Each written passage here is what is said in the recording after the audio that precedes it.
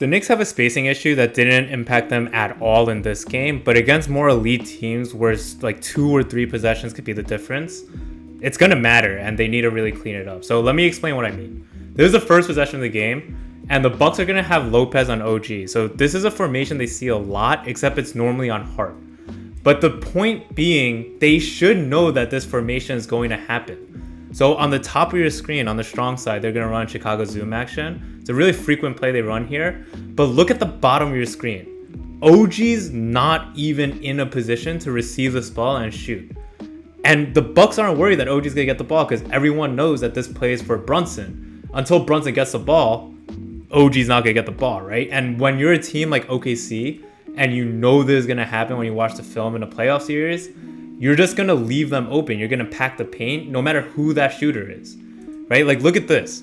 Look at how far off OG Brook is. But why is OG there? Like, this could be Klay Thompson. This could be Steph Curry. You're not getting the ball. The play's not meant for you, right? So Brook Lopez gets to stay and help with no fear that OG's getting this ball. OG finally comes for this ghost screen. Off the ghost screen, it's kind of the same thing. Everyone's just worried about Brunson. And then OG's not really expecting the ball here, right? And Brunson makes a good move here.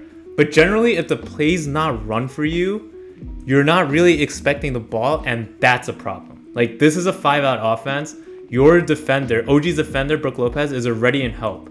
OG should be near the slot on the strong side. You're not worried about dragging a double over because your defender is already going to be doubling. There's no one on you. But in this position, in this scheme, you're defended by one player. Both Deuce and OG are defended by a player. So there just has to be better scheming for this formation. And also, you have to just involve OG and Brook Lopez in the action. And this play is a really good example of what I think teams are going to scout the Knicks at. Is when the play is not meant for you, you're not going to shoot it. Look at OG right now. Brook Lopez is far off. Like, you really have the space to shoot this right now, but this is a play meant for Brunson, so everyone's going to wait until Brunson gets the ball. And compare this to the next play where it's a flare screen for OG.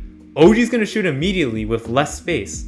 So Cat sets this flare screen, OG comes off this flare screen, Bobby Portis shows, and then this is less space than the last play. And OG has no problem shooting this shot.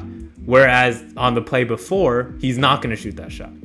So I think this offense just needs some flexibility in terms of when you can attack.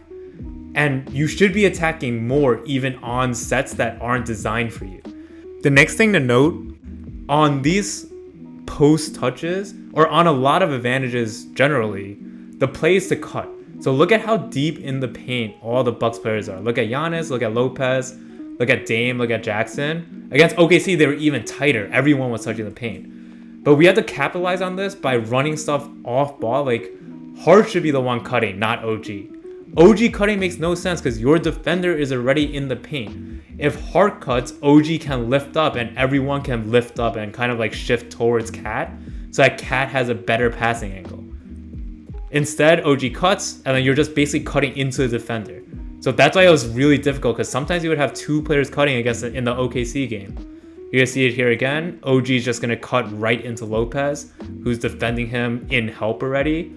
And then it's just basically misutilizing space. So it's not a personnel issue. It's just how we're using our players and when our players are really looking to score. And they just need to look to score more. So here's a good example of a set play. It's going to go to the strong side where OG is.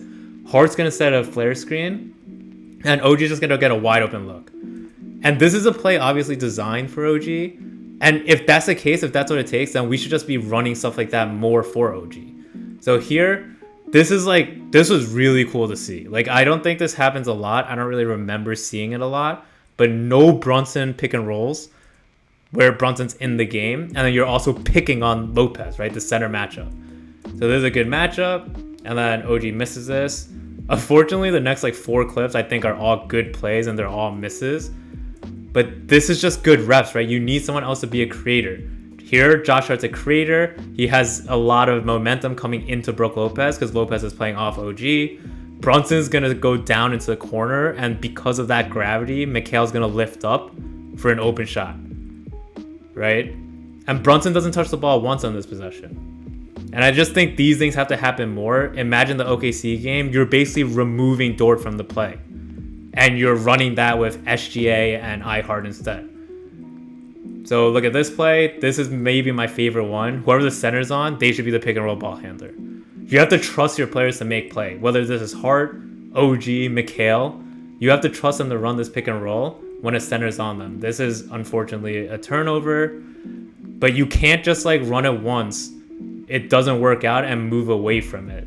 Like sometimes you just have to make the keep the defense honest to know that these plays will be run and will be utilized in the scoring position. Here you swing the ball to the strong side where OG is, set a screen for McBride, OG can pop here, but you're basically just putting Brook Lopez into the action so he can't be in help. Look at Bobby Portis. He has to be spaced out. He has to stay to cat. So here's a dig. Mikhail gets this ball, presses the advantage, and then here, Lopez has to shift to help, Middleton shifts down, and now you have two wide open players. So everyone outside of Brunson has to just be more of a creator and just look to attack. Here's OG. Second half, to Tibbs' credit, they just kept on spamming this with Lopez, putting Lopez into the pick and roll. You can't play drop against Brunson. It's not going to go well. This is why he torched the Bucks.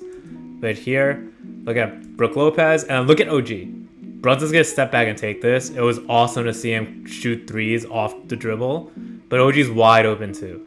And that's what happens when you put their defender into the action, right? You drag the center into actions. So generally, everyone just needs to be a better creator. In a previous video, I argue that Hart should have the designated role as a secondary creator. I stand by it. Like when you have spacing because of Brunson, because of Cat, Brunson's not even on the court, but imagine Brunson was, you would even have better spacing. You're basically playing 3-on-3 basketball.